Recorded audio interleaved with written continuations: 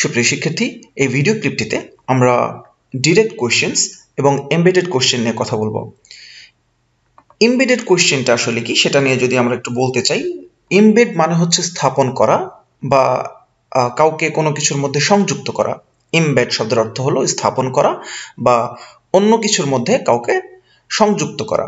একটা সেন্টেন্সের মধ্যে বা একটা কোশ্চেনের মধ্যে বা একটা স্টেটমেন্টের মধ্যে আরেকটা কোশ্চেন, আরেকটা প্রশ্ন স্থাপন করাটাকে আমরা বলছি embedded questions.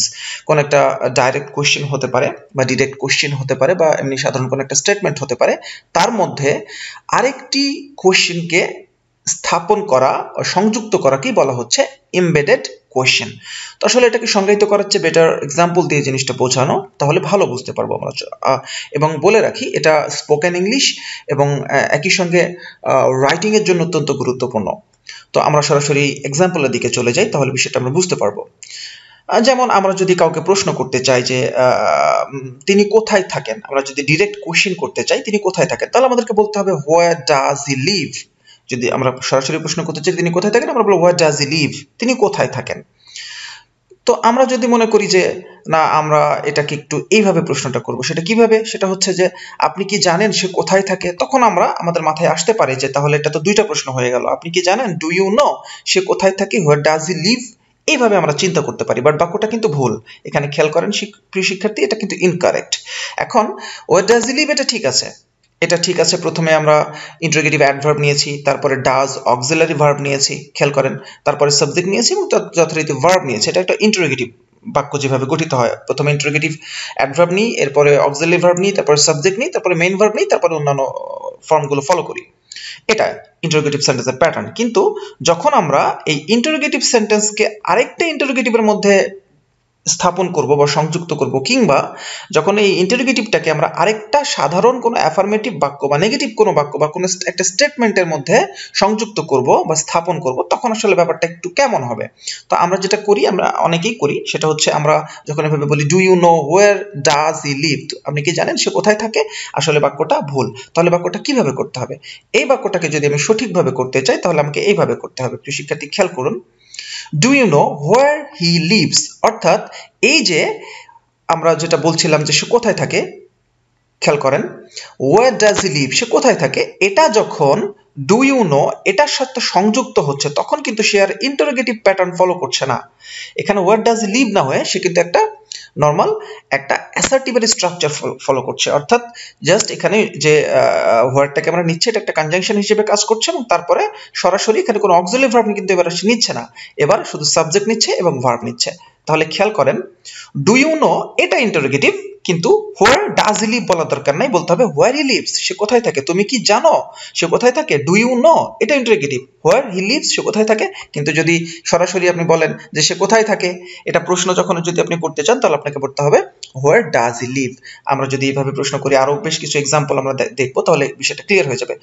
What is her name, তার নাম কি, তার নাম কি, এটা সরাসরি আপনি প্রশ্ন করছেন, এটা ঠিক আছে। হোয়াট ইজ হার নেম, তার নাম কি, এটা সরাসরি প্রশ্ন করছেন।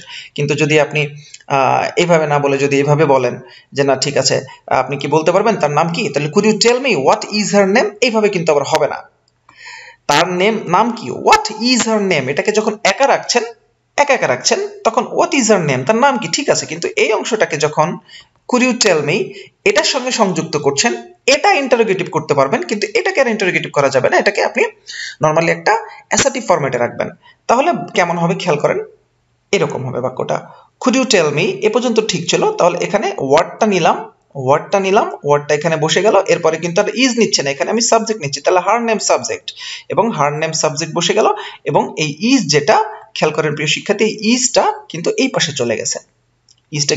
চলে গেছে, তাহলে বলা হচ্ছে could you tell me what her name is, আপনি কি বলতে পারেন তার নামটা কি, হোয়াট হার নেম ইজ। কিন্তু যদি বলা হয় তার নাম কি, শুধু সিম্পলি প্রশ্ন করে, তাহলে হোয়াট ইজ হার নেম। আরো বেশ কয়েকটা এক্সাম্পল দেখাটা বেটার হবে বলে আমি মনে করি, তাহলে বিষয়টা খুব সহজভাবে আমরা বুঝতে পারবো। এরপরে বলা হচ্ছে হোয়াট ডাজ হি ওয়ান্ট, সে কি চায়, প্রশ্ন করছে হোয়াট ডাজ হি ওয়ান্ট, সে কি চায়। কিন্তু এটাকে যদি আমরা আরেকটা ফরম্যাটের মধ্যে পুশ করি, do you know what does he want, তুমি কি জানো, আপনি কি জানেন সে কি চায়। এবার কিন্তু আর এভাবে হবে না, হোয়াট ডাজ হি ওয়ান্ট, বুঝতে পারছেন মনে হয়। এবার যেহেতু এই ডু ইউ নো এর সঙ্গে সে সংযুক্ত হয়েছে, অন্য একটা অংশের সঙ্গে সে সংযুক্ত হয়েছে, সে তার মধ্যে তাকে স্থাপন করা হয়েছে, ইমবেড করা হয়েছে, তাহলে এটাকে আমাদেরকে বলতে হবে এইভাবে, do you know what he wants, what he wants. এবার কিন্তু আর প্রশ্নবোধক আকারে নয়, এবার সিম্পলি অ্যাসার্টিভ ফরম্যাটে যাবে। এগুলা জাস্ট প্রশ্নের মধ্যে একটা প্রশ্ন প্রথমটা থাকছে, বা যেটা ইন্টারোগেটিভ অ্যাডভার্ব নিচ্ছে, বা কনজাংশন অংশ যে অংশটা, হোয়াট, হুইজ, হাউ, এই অংশগুলো সেটা কিন্তু নর্মালি একটা অ্যাসার্টিভের ফরম্যাট নিচ্ছে। এরপরে আমরা যদি খেয়াল করি, do you know if he is a doctor, do you know if he is a doctor, এখানে অক্সিলারি ভার্বটা কিন্তু সাবজেক্টের আগে চলে এসেছে। তাহলে এটাকে যদি ঠিক করে বলতে হয় তাহলে কিভাবে বলতে হবে দেখেন, do you know if he is a doctor. তাহলে এই সাবজেক্টটা খেয়াল করেন, এই সাবজেক্টে যে হিটা আমরা নিলাম, এই প্রথমে হি এর আগে এখানে ছিল ইজ, এখানে খেয়াল করতে পারছেন মনে হয়, আর এখানে হি এর পরে চলে এসেছে ইজ, এটা কিন্তু কারেক্ট, প্রথমটা কিন্তু কারেক্ট নয়। এখন এতক্ষণ তো আমরা প্রশ্নের মধ্যে দেখলাম, এই এমবেডেড কোশ্চেনটাকে অন্য একটা কোশ্চেনের মধ্যে দেখলাম। যেমন এখানে বলা হচ্ছে হোয়াট ডাজ হি লিভ, এটা ডু ইউ নো এই অংশের মধ্যে ঢুকে পড়েছে। তাহলে what does he need, what does he want, এটা হচ্ছে এমবেডেড কোশ্চেন, এর মধ্যে এমবেড হয়েছে, এর মধ্যে ঢুকে পড়েছে, এটা তো কোশ্চেনের মধ্যে কোশ্চেন। এবার আমরা একটা স্টেটমেন্টের মধ্যে কোশ্চেন যদি থাকে, অর্থাৎ সিম্পলি একটা বক্তব্যের মাঝে কোনো একটা হ্যাঁ বোধক বা না বোধক বক্তব্যের মধ্যে যদি আমরা অন্য একটা প্রশ্নকে পুশ করি, ঢুকিয়ে ফেলি বা স্থাপন করি, তাহলে সেটা কেমন হবে সেটা আমরা দেখি। এখানে বলা হচ্ছে, খেয়াল করেন প্রিয় শিক্ষার্থী, বলা হচ্ছে I wonder how did she become sick, আমি বিস্মিত হয়ে যাচ্ছি, আমি আশ্চর্য হচ্ছি যে সে কিভাবে অসুস্থ হয়ে পড়লো। তো আমরা যদি সিম্পলি প্রশ্ন করতে চাই, how did she become sick, সে কিভাবে অসুস্থ হলো, এটা সিম্পলি একটা কোশ্চেন। কিন্তু আসলে যখন আমরা এভাবে বলি যে I wonder how she became sick, তখন কিন্তু এই সাবজেক্টের আগে এই ডিড অক্সিলারি ভার্বটা নেওয়া যাচ্ছে না, তখন সিম্পলি এটাকে অ্যাসার্টিভ ফরম্যাটে নিতে, অর্থাৎ প্রথমে সাবজেক্ট নিব, এরপরে ভার্ব নিব, এবং তারপরে অন্যান্য অংশ নিব। তার মানে আমি এটাকে কোশ্চেন ফরম্যাটে ব্যবহার করতে পারছি না, কারণ এটা আসলে কোনো কোশ্চেনই না। আমি যদি কোনো মানুষকে বলি যে আমি আশ্চর্য হচ্ছি সে কেন অসুস্থ হয়ে গেল, এটা আসলে প্রশ্ন না, এটা আপনার বিস্ময়, আপনি বিস্ময় প্রকাশ করছেন। আপনি যদি কাউকে জিজ্ঞেস করতে চান যে I don't know where does he live, আমি জানি না সে কোথায় থাকে, তাহলে সে কোথায় থাকে এটা কিন্তু আপনি প্রশ্ন করছেন না, সে কোথায় থাকে এটা আপনি প্রশ্ন করছেন না, এটা আপনি স্টেটমেন্ট দিচ্ছেন যে আমি জানি না সে কোথায় থাকে, এটা আমি জানি না। হ্যাঁ, তাহলে তখন কিন্তু এটাকে ইন্টারোগেটিভ করার কোনো কারণই নাই। তাহলে বাক্যটা এভাবে হবে, I don't know where he leaves, I don't know where he leaves.